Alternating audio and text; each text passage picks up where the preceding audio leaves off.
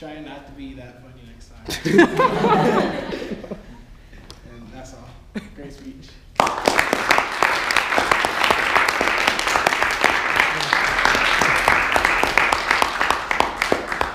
Too funny for your own speech. Now that's a new evaluation. I've never heard that before. So, all right. So for our last prepared speech, we have Christopher Travers evaluating Tyler Chan. Please welcome him to the stage.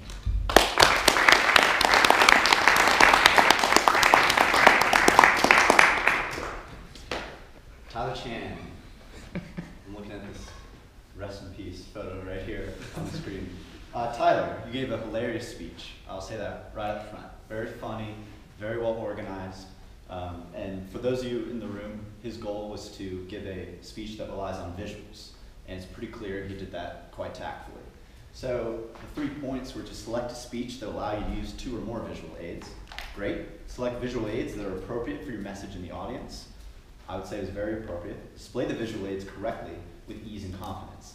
And you did well on that. And some of the ways that they advise you to give your speech with ease and confidence is to do things like put a black transition slide between each photo, which you did great, because what that does is when you go to the black transition slide, the focus is back on you and not on the photos. So that was something I could tell that you must have read in the booklet, addressed, and then did. So that was a good job on that. Something you can work on. Clicker. Could have used a clicker. You were chained to this desk because you didn't have a clicker. So half your speech was spent like this, on one foot leaning over the click. Whereas you could have been over here, like pointing, clicking, all sorts of stuff. 2 forms of visuals is what it instructed. You put 1 form of visual, but you used it frequently, which is good to use 1 form of visual. Now, I just had an idea, like when you showed the toast slide, I would have loved if you just like whipped out a piece of toast or something. You know? It would have really made it completely memorable. This is very memorable.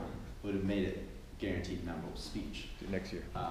Yeah. Now, one thing, very funny speech, but during the somber times, I could see that smirk hitting the corner of your lips, ready to smile. You were smiling. I could tell. I was like, oh, I know what he's up to.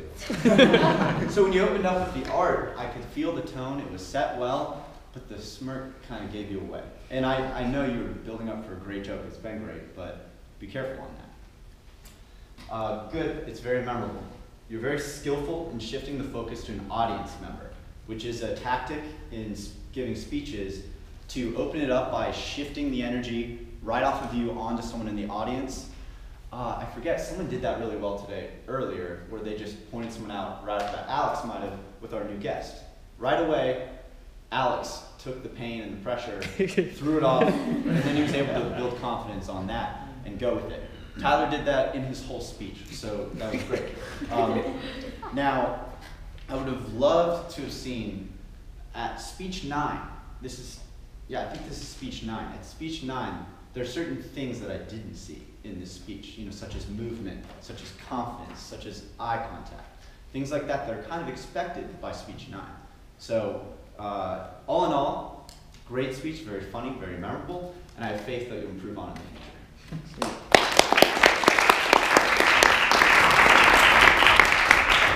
Okie dokie. So everybody take a minute to, before I do that, we're all the evaluators in town. Yep. All right, and we're all the speakers in town as well? Fabulous. Okay, so take a minute to go ahead and vote for, you don't need a minute actually, just write their name. Vote for the best evaluator and pass that down to the middle. I'll put 30 seconds on the clock there.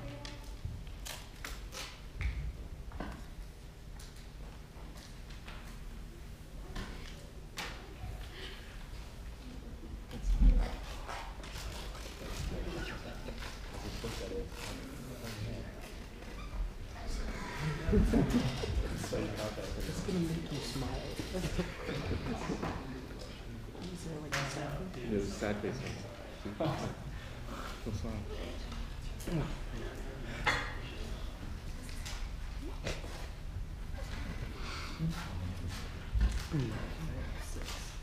That was. And I have the extra.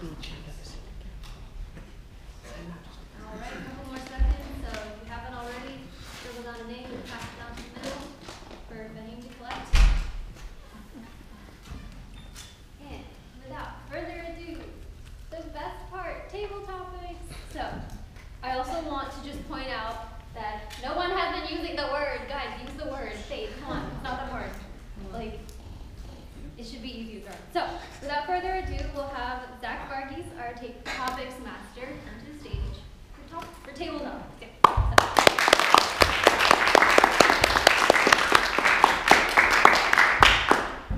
All right. Like Iqra said, this is the favorite part of the meeting for almost every single Toastmaster here, because you don't have to prepare nothing. Anything. Let's be grammatically correct. So, it was very interesting because I remember back when I was in Georgia Commerce Club that one of the newer members did this interesting thing where he looked up all these Twitter holidays for the current day and turned that into the table topics. So guess what I'm gonna do? That exact same thing. And it turns out Twitter has been busy because there's 7 holidays for just today. Makes you think, why don't we have today off? But basically, table topics is speaking for 1 to 2 minutes, impromptu, off the top of your head, and I have faith that everyone that I call will be able to fill at least 45 seconds with the 15-second grace period with just speaking from your mind. And to start this all off is not a guest to Toastmasters, but a guest to this club, the area director, Mr. William Moss.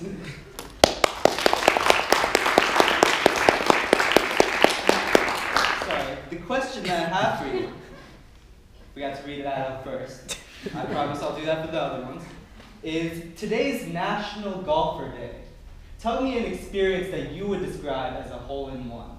Make him go to the stage. Please come to the stage.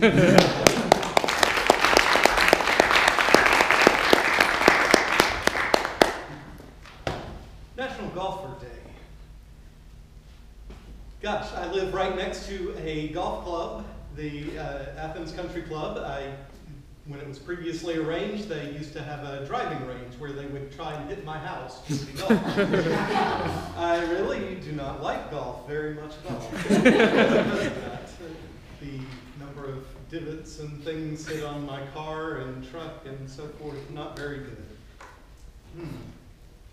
The actual question about what would be the what do you describe, or what moment in your life would you describe as a hole-in-one? What moment would I describe as a hole-in-one?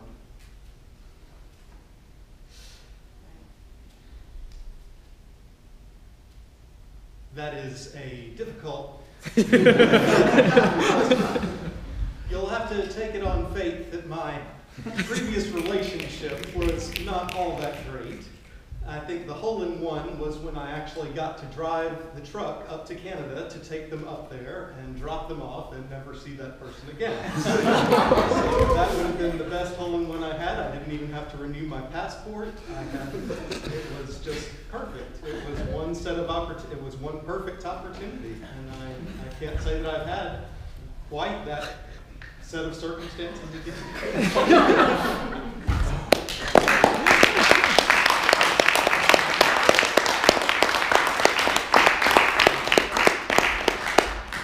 So I got an anonymous tip from an anonymous member that I will not mention the name of to tell me to select a certain member or guest in this club that is attending this meeting. So this next question goes to you. I'm guessing you can guess who nominated you. So the next question will be, today is National Farm Animal Day. I bring to you a random farm animal. Tell me what animal that is and what you plan to do with it.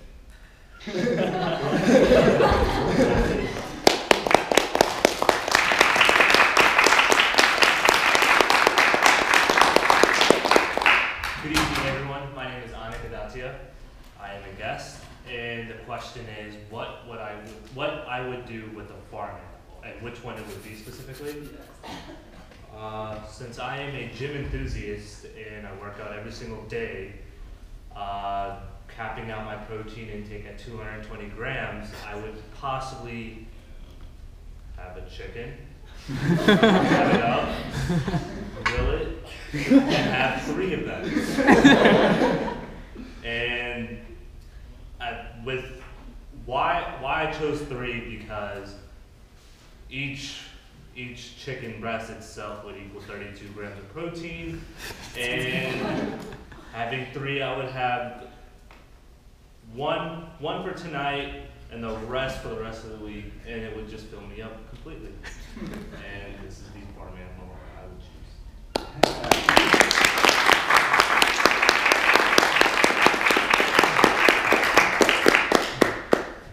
Zach, I would also like to nominate a buddy of mine. Doug, he's hiding in the corner over there, but whatever your question is. All right, no more nominations, but I will consider that. Because we'll be here all day. So, great job with an informative yet funny answer. The next question to the nominated guest. Today is National Sibling Day. Can you tell me a story about either your sibling, or if you don't, or if you're an only child, a cousin that is very memorable in your life? I actually have a great story.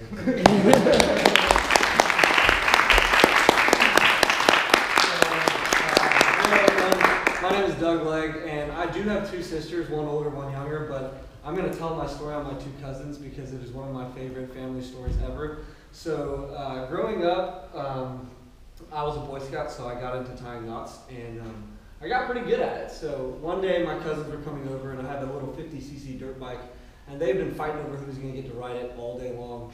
And so I had developed a game that I wanted to play with them on, so that they could compete with, and then decide who got to ride the dirt bike. So the game was that I would tie them to 2 trees separately, and that they would then untie themselves and race across the field to the dirt bike. And whoever got there first got to ride the dirt bike. So I finished tying my first cousin to the tree, and then about 5 feet over to the left, I tied my second cousin to a tree, and I was about halfway through tying him to a tree when I stir up a yellow jacket's nest in between the 2 trees that I had just tied my cousins to. So you can imagine me with my 9-year-old and 11-year-old cousin tied to 2 trees with a yellow jacket's nest, coming up from the ground. So I yell at my third cousin to run across the field to get a machete so I could cut them loose, and I proceeded to smack bees off their foreheads until he got back with the machete. I ended up getting stung more than either of them did, so I guess it was karma, but it was a really fun game, and I don't think they but I thought it was great, so that's my story.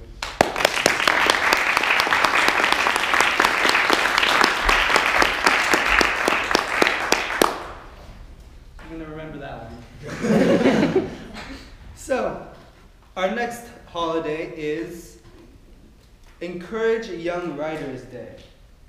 So, the question is, what's the last creative project that you've had and you feel proud of? And since I'm on a roll with picking guests, what's your name? Jessica. Jessica, you come up to the stage.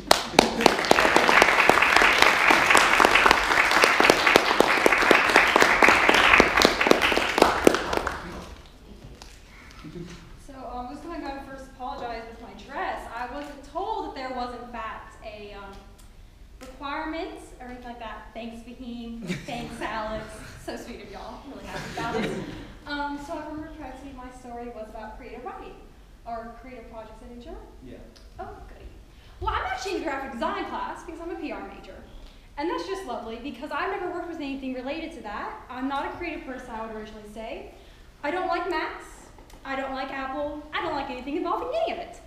But when you're working in this department or in this area, that's all they use. So my first day I walk in and I'm thinking, okay, this is okay. I pretty much have OCD. It's just arranging things on paper.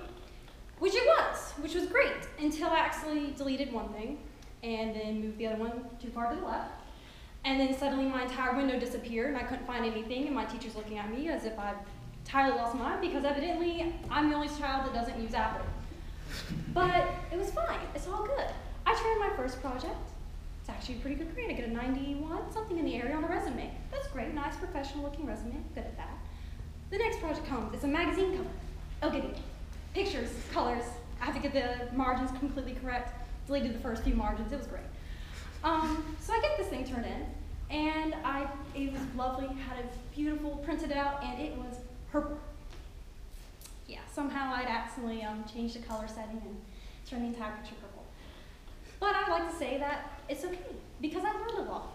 And I think that any creative individual, or anybody going through this creative process, you're gonna mess up. You might turn your really pretty National Geographic picture purple, but you can fix it and you can keep going, and it's just gonna be fine and great and dandy. Thank you for this opportunity.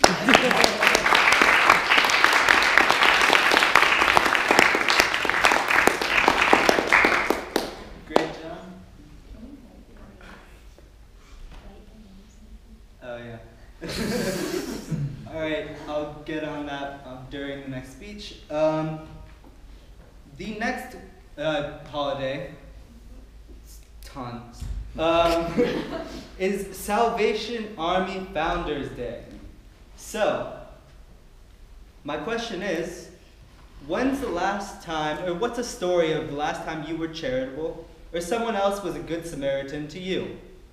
And to answer that question, yes.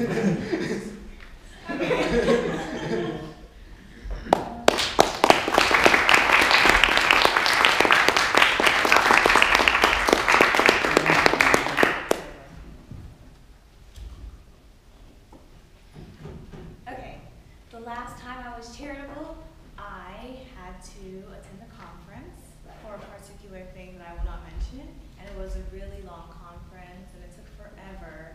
But at the end, they gave us food, so I was really excited. And being a bit greedy, I took another extra plate for later. Because you know it's a struggle, college student weekend, whatnot.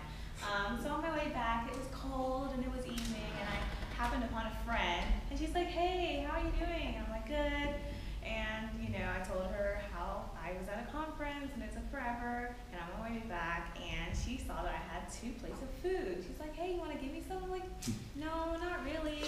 I kind of need it for the weekend." But she's like, "Yeah, but I have to get a bus and it's going to take forever." So I was like, "Okay, fine. I guess I'll give you my other plate." And it just so happens that that same friend would later on help me on a chemistry test. So I guess my charitability